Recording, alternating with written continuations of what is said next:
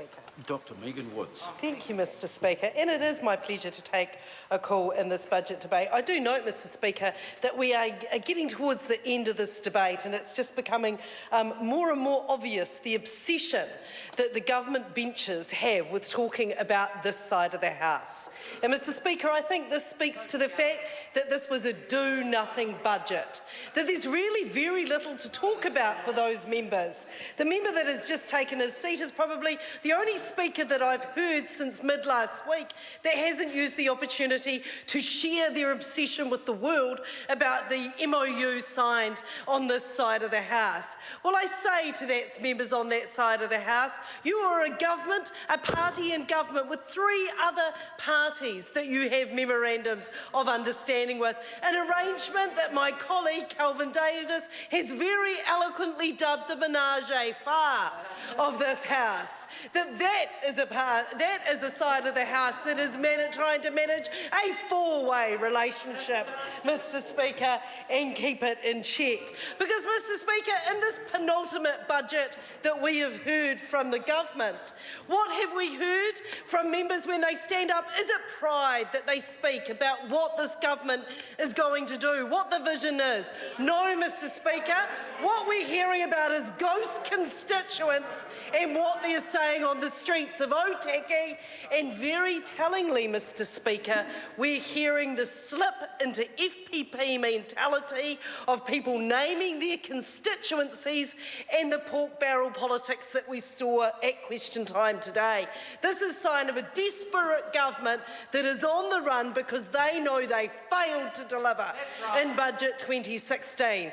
That Budget 2016 did not focus on the things that matter to middle New Zealand. It did not focus on the things that most New Zealanders worry about and concern themselves with. Instead, this was a budget delivered by an increasingly arrogant and out-of-touch government that really does not have an idea of what is happening in the real world. And Mr. Speaker, that is no greater epitomised than in the issue of homelessness. We've heard in the last week the member for Auckland Central, Nikki Kay, saying that people pop into her office to discuss the fact that they're quite happy being homeless.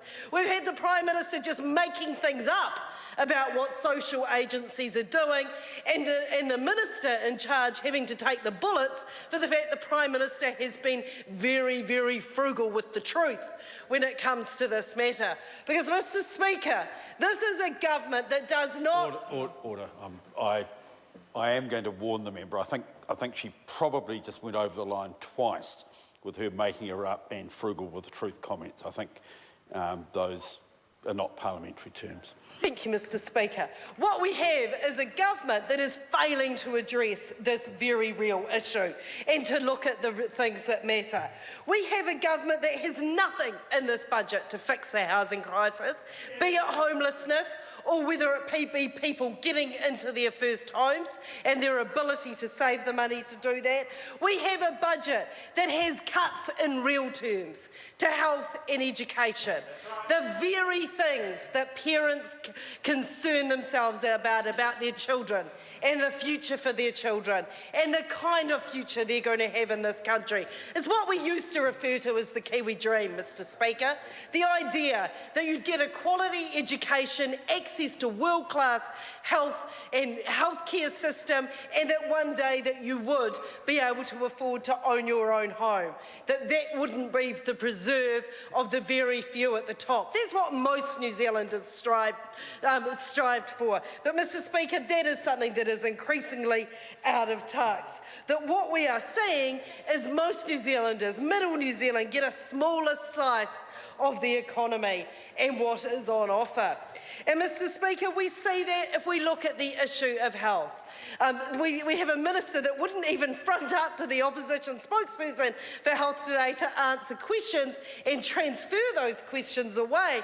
But, Mr. Speaker, if you look in real terms of what has happened to funding in our health system, $1.7 billion of funding is missing in action. Put this into real terms and what this means to ordinary New Zealanders. If we have a look in the area of Canterbury, just for example, Mr. Speaker, what is happening there, that we see that over 29,000 Cantabrians had been denied operations despite being referred by their GPs since 2010. That's 29,000 people in just one province in our country that are having to live their days in pain. And that is because this government has failed to take into account the population growth. So when the Minister of Health stands up and talks about the extra money going into health, he fails to take into account the fact that we have more people. If we're going to have an adult growing up conversation about funding in this country, let's actually do it in a meaningful way and talk about how much people are being funded per head of population. Because if we look again at my region, Mr. Speaker, we see that our local DHB has $33 million left in real terms. And this is the Canterbury District Health Board that has been having to deal with the psychological fallouts of a major natural disaster, Mr. Speaker. That this is a region that is having to deal with an unprecedented level of anxiety in its population, and it is having to do that. And it's finding itself $44 per person funded less than in previous budgets. So when the Minister of Health tells us that there is additional funding, Mr. Speaker, most New Zealanders know that that simply isn't true. Because I think you're very hard-pressed to find someone that hasn't been touched by the cuts in health funding. I know on this side of the House we are constantly having constituents into our electorate offices who simply cannot get access to operations, who are being denied that. Elderly patients who are living their final days in pain because this is a government that refuses to put in the additional funding, and it isn't a priority.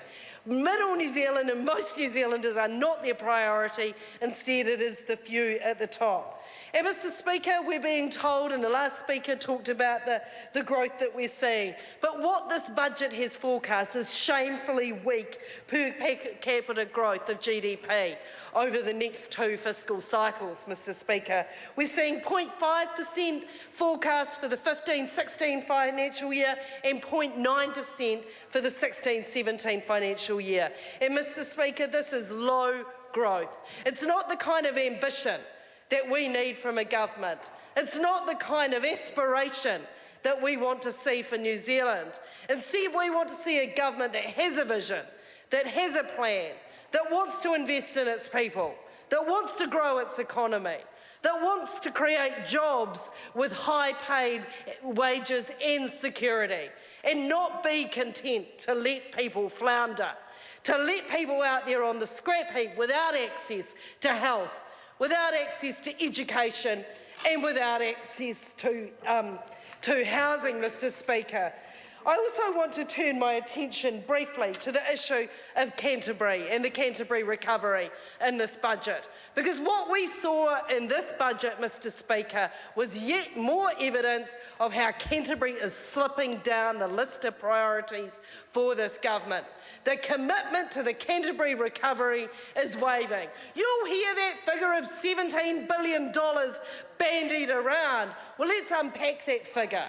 Let's have a look at how much was insurance payout. Let's have a look at how much actually Crown investment. Because, Mr. Speaker, I can tell you far too many Cantabrians are still living. Member will resume his seat. The senior government whip will just take a seat for a second, please. The whips get special privileges in their movement around the House to talk to members. They do not have the privilege of walking along and yelling at the same time, and the member will not do that. Thank you, Mr. Speaker. Dr. Megan Woods. that what we're seeing in Canterbury is we are seeing too many people living in broken houses. We've seen 1,500 people in the last 4 months have to go back and ask for their dodgy repair to be re-inspected, and that's only in the last 4 months. What I have big concerns about, Mr. Speaker, is that we have seen the fiscal liability around Canterbury raised from $262 million in last year's budget to $1.9 billion. Now, there's a number of explanations around why this is the case. It may be around the land payouts, but I want a reassurance from this government, Mr. Speaker, that this is not smoke and mirrors to create a surplus. This is not the kind of recovery that Cantabrians need. This is a budget that has failed middle New Zealand. This is a budget that most New Zealanders will not benefit from.